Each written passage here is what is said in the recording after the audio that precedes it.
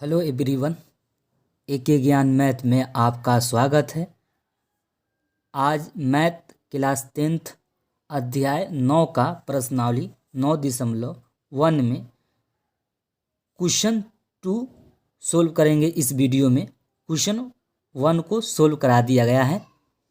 Question 2 में आंधी आने से एक पेड़ टूट जाता है।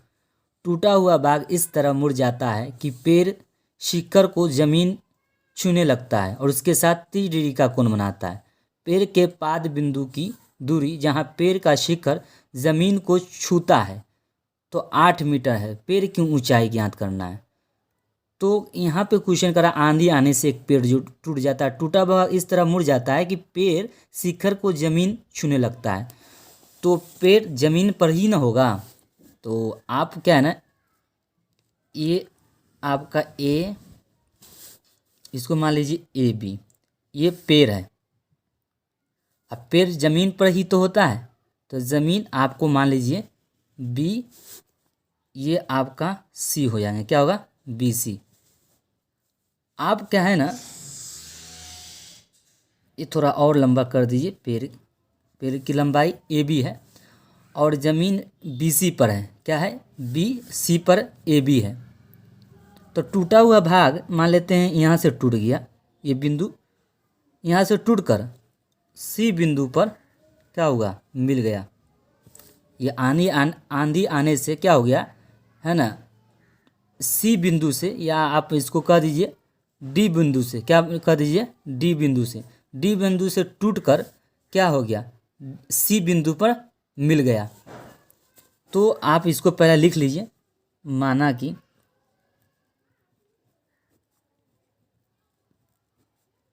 ए बी एक पेड़ है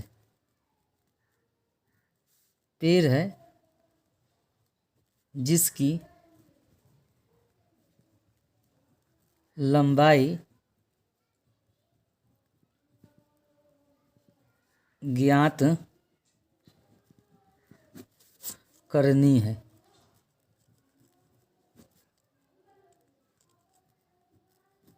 क्या लिखे? माना कि ए बी एक पेड़ है जिसकी लंबाई ज्ञात करनी है, जिसकी लंबाई ज्ञात करनी है। सी बिंदु डी बिंदु से, पहले लिखेंगे डी बिंदु से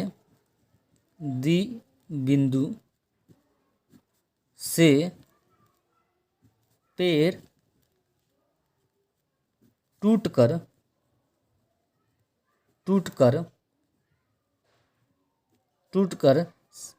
यानी डी बिंदु से क्या किया?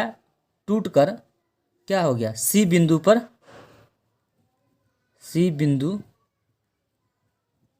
पर मिला। क्या है ना, डी बिंदु ये था, ये पेड़ है ना, डी बिंदु से पेड़ टूटकर, डी बिंदु यही है, और पेड़ टूटकर सी बिंदु पर मिल गए। क्या है? सी बिंदु पर जाकर मिल गए। सी द्वारा और लिखेंगे मिला, और सी बिंदु पर 30 डिग्री का कोण बनाया।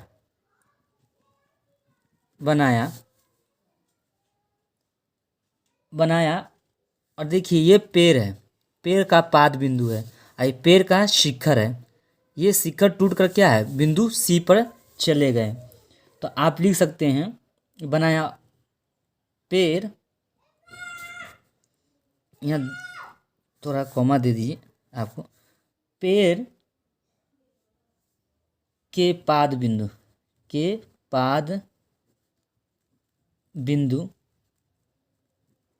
पेड़ का पाद बिंदु ये है बी की दूरी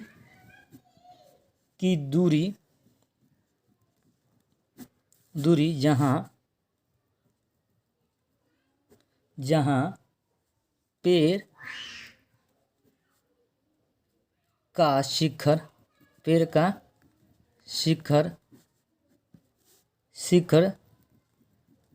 जमीन को छूता है। क्या है? छूता है। छूता है 8 मीटर है।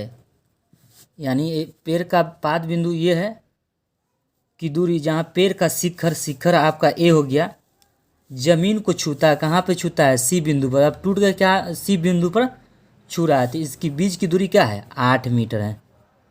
आपको 8 मीटर दिए हुआ है, तो हमको पेड़ की ऊंचाई ज्ञात करना है। तो अब लिखेंगे, आपको लिख देना होगा समकोण त्रिभुज। अब लिखिए, अब समकोण त्रिभुज, समकोण त्रिभुज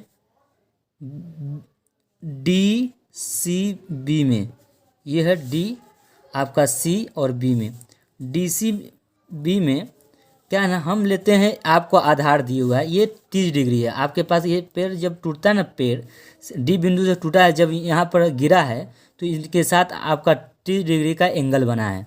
तो इनके लिए लंब आपको ये हो गया, आधार ये है। तो लंब और आधार हमें ज़रूरी है बी डी, क्योंकि बी डी हमें मालूम है और ए डी मालूम करना है, तब पेड़ की ऊंचाई ज्ञात कर सकते हैं। ये और ये मालूम होंगे, यहाँ से यहाँ तक ले मालूम होना चाहिए, यहाँ से, तभी आप है ना पेड़ की ऊंचाई ज्ञात कर सकते हैं। तो tan यानी ये 30 डिग्री है, इनके लिए एंगल बी सी हो जाएंगे, इन एंगल के लिए लंब बी सी बी डी हो जाएंगे, आधार बी सी हो जाएंगे। तो लंब बाई आधार tan थीटा में होता है, तो tan लगा दीजिए, tan आप 30 लगाइएगा। इसके लिए लंब आपका है ना बी डी दिया हुआ है, बी डी क्या है, लंब है, तो आपको बी डी लिख देना है। आधार क्या है, बी सी है, तो बी सी लिख देना है। tan 30 का मान 1/√3 होता है, कितना आता है, 1/√3। अब बी डी का मान हमें नहीं दे रखा है, तो हम बी डी निकालना ही चाह रहे हैं, तो आपको बी डी छोड़ देना होगा। बी सी दिया हुआ है 8, आपको कितना दिया हुआ है, 8, आप 8 रख दीजिएगा। या लिखिएगा, इसमें गुना करिएगा तो 8 इकाई 8 हो जाएगा, यानी गुना कर दिए 8 गुने 1 बराबर √3 गुने बी डी हो जाएंगे, क्या होगा, बी डी। या लिखिएगा बी डी बराबर 8/√3, इनका हर का परिमेयकरण करना है, तो √3 से ऊपर या नीचे से भी कर सकते हैं। तो ये क्या होगा, 8√3 बटे में 2 का 3 निकल जाएंगे, ठीक है, वर्गमूल। तो हमें बी डी मालूम हो गया, क्या हो गया, हमें अब बी डी मालूम हो। अब हमें ए डी ज्ञात करना है।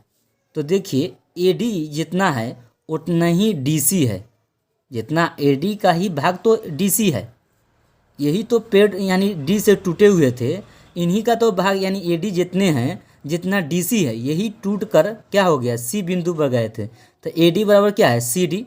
तो हम क्या करते हैं, सी डी निकाल लेते हैं, तो हमको ए डी प्राप्त हो जाएंगे।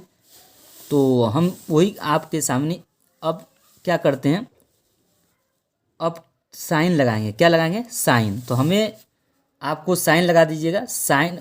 देखिए इसमें क्या है ना, आपको कर्ण मालूम है, आधार मालूम है, तो कॉस लगा दीजिए, सबसे बेटर होगा।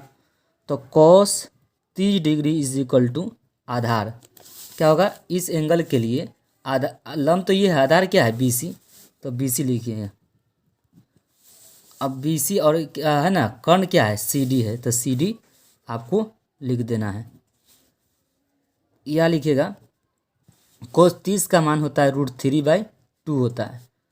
अब बी सी का मान हमें नहीं, बी सी का मान 8 दिया हुआ है, बी ये बी सी 8 है, तो आपको 8 लिख देनी होगी। सी डी का मान हमें नहीं मालूम, तो सी डी हमें निकालना ही है।